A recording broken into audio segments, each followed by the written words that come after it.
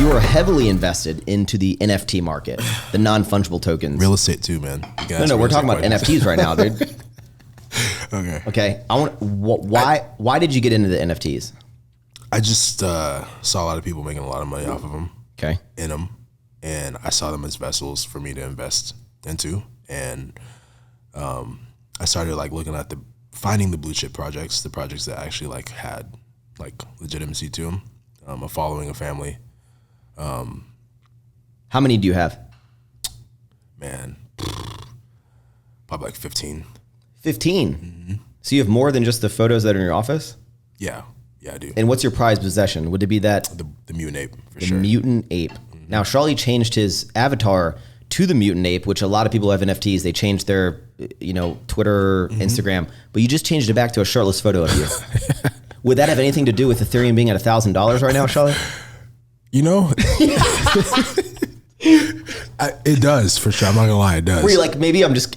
But I also felt like, bro, I had that same Abby for like probably 6 months. You were just getting bored of it.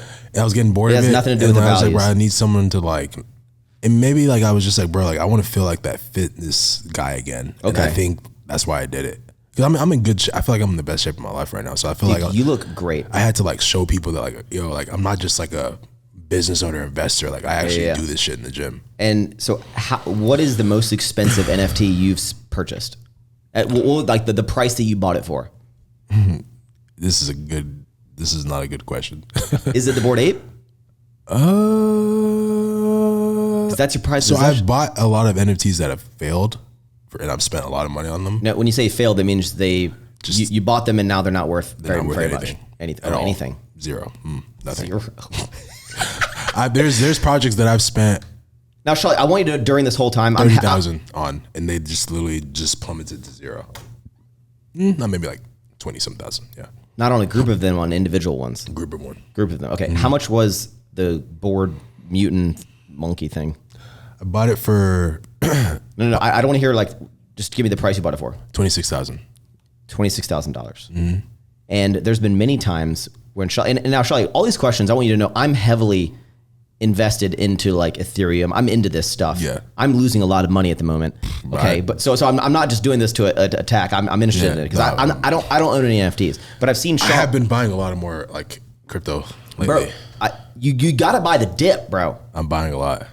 The dip just keeps dipping though. Yeah, it does. But like, I'm loading up on Bitcoin. I have at some point, 2027, I'm gonna be a billionaire. I just know I am. I'm either gonna be a billionaire or I'm gonna be broke as fuck. Yeah. Okay, so you bought one. How much was the most expensive one? The most expensive single one was like the mutant ape, 26,000. Okay, and then there's been many times that you have been like offers of what's the most expensive offer you've gotten? 135K.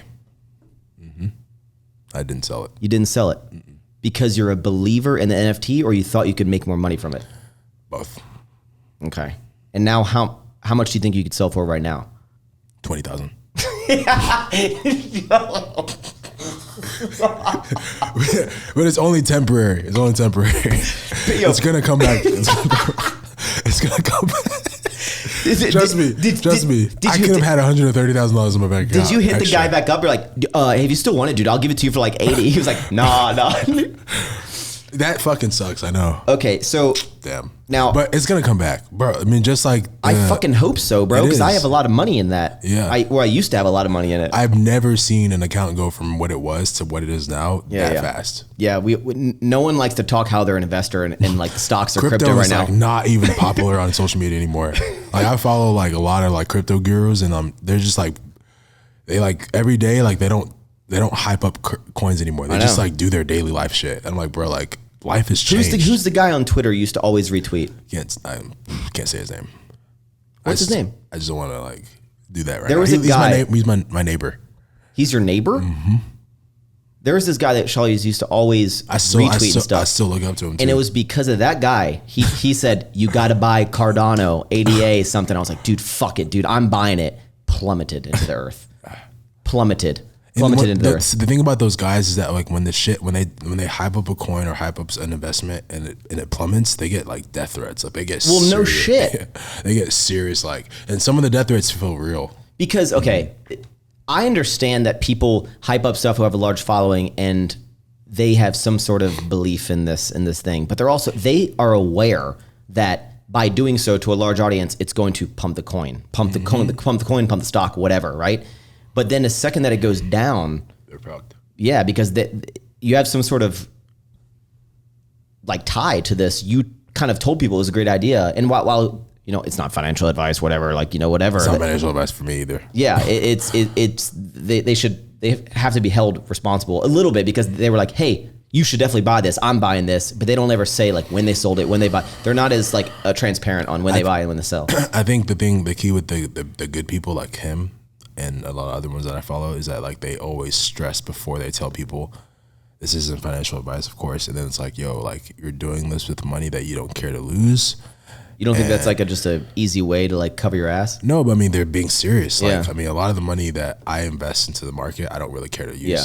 Like, I just do it. It's like excess money that I just have sitting there. Like, It's kind of one of those things that like whether how much money you have in your crypto or whatever, it's very painful to look at it now and see the loss, but it doesn't affect me. But you're also like, I wasn't going to pull it out even if it went up. Exactly. Like so It's a lifetime thing. It's Right. a lifelong thing. So what is your argument? So you being big in the NFT, you're a big believer on it. What are your arguments on the whole it's just a picture thing? Like it's just a JPEG. I screenshot it. Now I have your Bored Ape, Man, dude. it's been so long since I've had this argument, man. The last argument I had with someone about this was Joe. This is a conversation. We went into like, conversation. The last conversation I had about this was like with Joe, and we went into like a deep, dark hole of like of terms and definitions. You can't own a bunch of NFTs, talk about NFTs, make your avatar an NFT, put pictures of your NFT if you aren't able to talk about like to stand behind why you do what you do. The picture doesn't really mean much. So it's more so the I forgot the word, but it's more so the smart contract behind it. What do you mean? Smart contract. So it's like the link or like the description or like I guess you could say the description on the blockchain, like the actual like code for that NFT on the blockchain or on saying it's yours. Yeah. Whatever. Well, I'm not saying it's yours. It's just like that specific smart contract is worth a shit ton of money or it's worth whatever it's worth. So the picture just comes along with it. Like, so like when NFT people or NFT groups come up with NFTs, it's like, we have 1 billion or whatever, 1,000 smart contracts, and each smart contract we're going to complement with a photo just to make it look appealing and appeasable to like a lot of people. So like, that's where all of this comes from. And if you really deep dive into it, and I'm not going to do it right now in the state that I'm in, but like the smart contract is what's more important. And like with the Bored Ape and all that stuff, like they just made their thing. The monkeys looking crazy and shit like that, like they just made it extremely appealing, and it attracts people's eyes. So do you believe in NFTs, or do you believe in NFTs because of the use case and use value that they have, or do you buy NFTs because you want to flip them for more money? I believe in them. I really think that like once the crypto market recovers, so you believe in like the purpose that they have.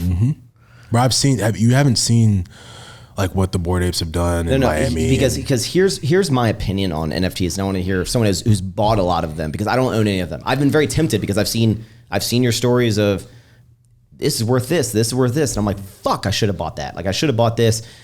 Dan and Ryan of Ghost, they bought a bunch of these alien friends. I think they're all. It would be good. I almost bought one of those alien friends. It would be so good to ask them what happened, because they were hyping it up. They also changed their avatars back. I'm in the same boat as them, so like it would be so good to ask them what happened, just to hear what they say. Because you almost feel like you're being left out. And so with NFTs, I understand they're like, you get exclusive access to this or whatever. But here's my kind of hesitant mindset on NFTs. I want to hear your opinion on it. In my mind, like here's like how I perceive someone who sells an NFT. They're like saying, hey, buy this shot glass. And which is the monkey, the Bored Ape, right? They're like, if you buy this, you're the only one that owns that. And if you buy this, you will have exclusive access to buy this cup, to be at this event where you can buy this coaster.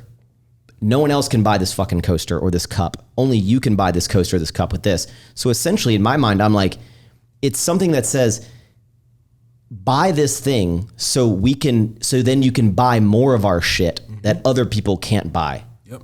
So you're just buying something to be invited to buy more stuff. We have to also understand that like all that funds the original community. Yeah, but I get it. But I'm like, why would I want to buy something just so I can buy other stuff? That doesn't give me any use. Why? For me as a consumer, if for instance I'm in the Warren Lotus like community, I bought a Warren Lotus NFT. What is that? Exactly. So like Warren Lotus, she's the shirt with the skulls and stuff you wear. He does like a lot of art, cool designs. He hand draws his art and just puts it on shirts. I like the designs. That's like the flaming skulls and shit. Yeah, I like that. He's a fucking like one of the greatest. It's a very like St. John type of vibe, right? I don't know, but I can't say. I know St. John. You're in the culture, dude. But I think Warren Lotus is like more OG than St. John. Like Warren Lotus is a legend to me. I respect Warren Lotus more than St. John. Like I do. I see the shirts you wear from him. I do think they're cool. We all wear them. Warren Lotus is like one of my favorite, like, I guess you could say fashion designer, but like one of my favorite people in the fashion industry when it comes to like shirts and shit.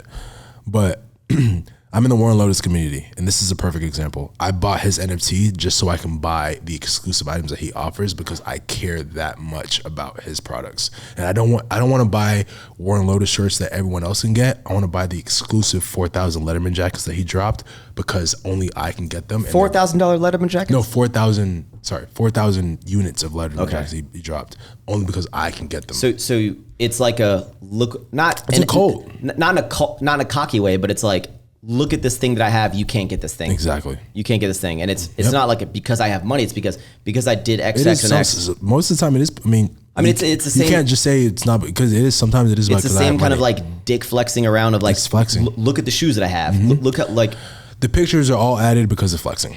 Yeah. The pictures and the JPEGs were all added because of flexing, and then representing that you're a part of a community that like you can't just jump into unless you make a sacrifice financially to get into. What is going on, guys? I am Maxx Chewning, your host. I hope you enjoyed this little clip. If you want to see the full, magical, lovely episode, just click the link down in the description or search Don't Be Sour on your favorite podcast streaming service. And remember, thank you for tuning in.